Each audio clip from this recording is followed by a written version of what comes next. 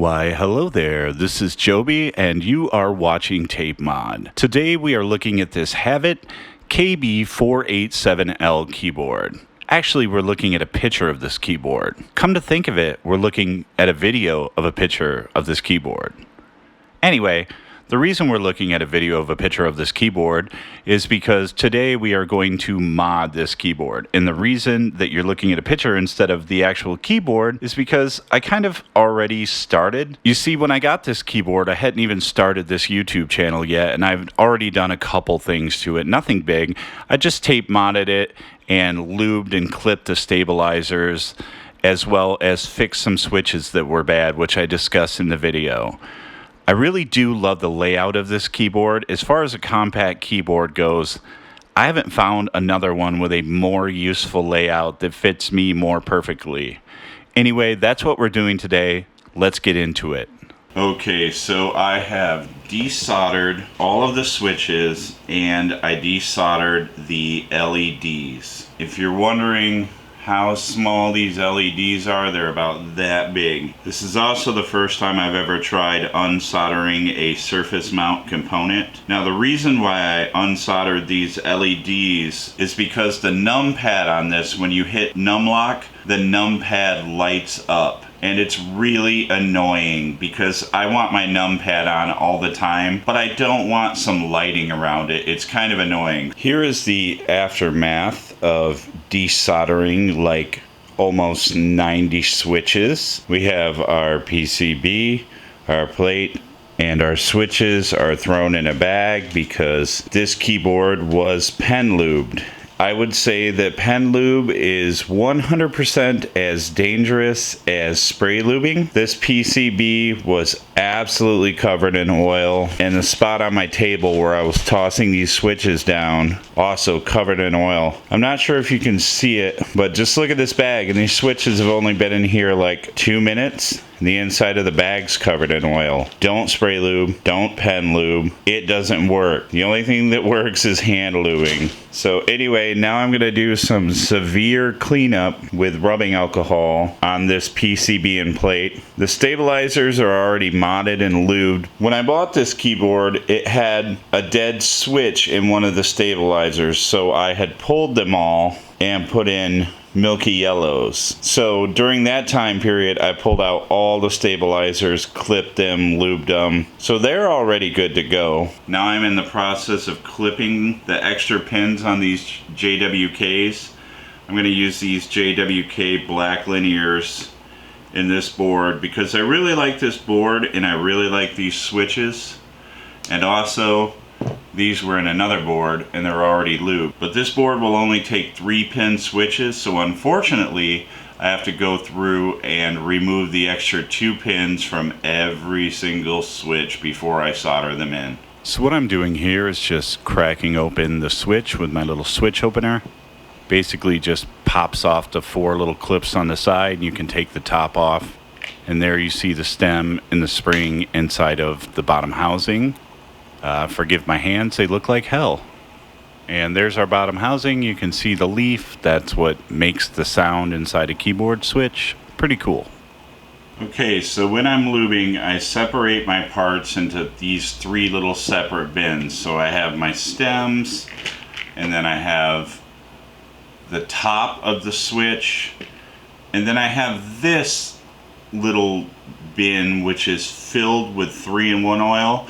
And I just drop my springs into it when I'm lubricating switches. The first thing I would do when I'm actually lubing the switches would be take all of my springs out and I just drop them. Well, I shake them off first typically. I didn't shake that one off, which was pretty dumb. But I shake off the excess and then I drop them onto a paper towel. That's just to get off any of the extra. More or less, I'll just leave these sitting on the paper towel for a little bit to let all the excess oil drip off them.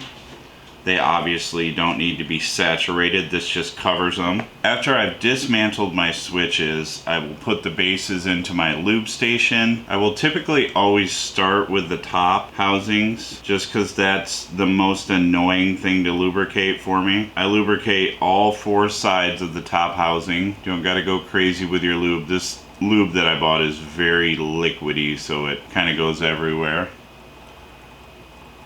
And then the next thing we're going to do is lube our bottom housing. I go up both of the side rails and make sure they're fully covered. Then I go around the center. You can even get a little bit in the hole there if you like. But more or less just I go around the center, and on linears I will swipe up the little metal feet. Do not do that on tactile switches. When I'm done with that, I will grab my spring off my paper towel and I drop it back into the housing. Make sure it's seated. So the next thing I do is grab my stem with a jeweler's tool and I hit both sides of the stem. And then I hit both faces of the stem. And I'll swipe down the legs a little bit.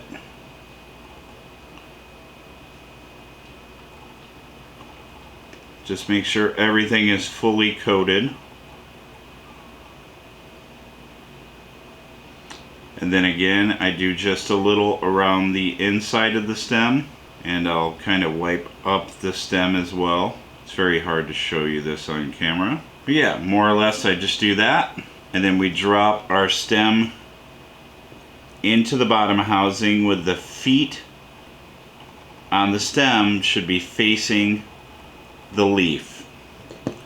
Then we take our top housing, and the more bulbous side of the top housing faces the leaf. We just click it on. We're all set. Hand lube switch. Now just repeat that as many times as you need to. I've only got 5 to do. I'm using a slightly heavy weight. I used, I think they're 58.5 for the rest of the keyboard, but for the stabilizers I'll use I think these are 63.5. So these are just for my stabilizers. They're a little bit heavier weight. So what I'm doing here is just applying switch pads to the PCB. These individual ones can be a bit of a pain in the butt, but they're handy when you have a strange layout. If you can get just a full-size switch pad, I'd way recommend doing that, but these work great for weird layouts. And here you can see I'm just soldering the switches back into the PCB. If you've never tried soldering, give it a shot. It's pretty easy. Just buy yourself like a $20 iron, some 60-40 solder with a rosin core. And then the secret to soldering, you see I'm holding the tip to the pin of the switch. That's the secret. You always heat the component, not the solder. Also, you can tell kind of when you see a reflection of the color of the PCB on the solder that you're done. Here you can see all the switches are just soldered back in. It's our ultra nerdy beauty shot. Looks good. I like it. I have stuffed a whole bunch of random foam into this case, and I've put these little rubber gaskets all over the standoffs, basically to just kind of hopefully get a bit more spongy feel out of this keyboard, which it definitely doesn't have. Now essentially I'm ready to reassemble it. So I'm gonna stick the plate back into the case and stick the top back on, and I will rejoin you in a little bit. Also, I had tape modded this before, and I managed to just take the same exact tape, kind of stick it back on here. This is 3 layers of blue painter's tape, and you know we gotta tape mod whenever we can. Best mod of all mods. You guys, I'm so happy that this keyboard is finally together and built in a solid way. I really love this layout. It's almost perfect. There's only a couple things I could think that would make this better, and that would be a dedicated delete key. Right now you have to hold function and hit the period key to do delete. The num lock is a little weird because you have to hit function and backspace or function and enter. I don't remember right offhand. It would actually be nice to have a full-size enter key and then maybe a small addition sign and a small subtraction sign and a dedicated delete key over here somewhere. Otherwise, I would consider this to be almost a perfect layout. I do information technology remotely for my day job, so having the F keys is a must. A dedicated delete key is really nice, even though like Control-Alt-period works fine for Control-Alt-Delete. It's just I would rather have the dedicated key, but definitely a full-size enter key here and maybe a small addition and subtraction key here. And then as far as I'm concerned, this would be just about the perfect layout, or actually it would be the perfect layout at that point. Nice and small. This is the same size as a TKL, and it just does away with the navigation keys,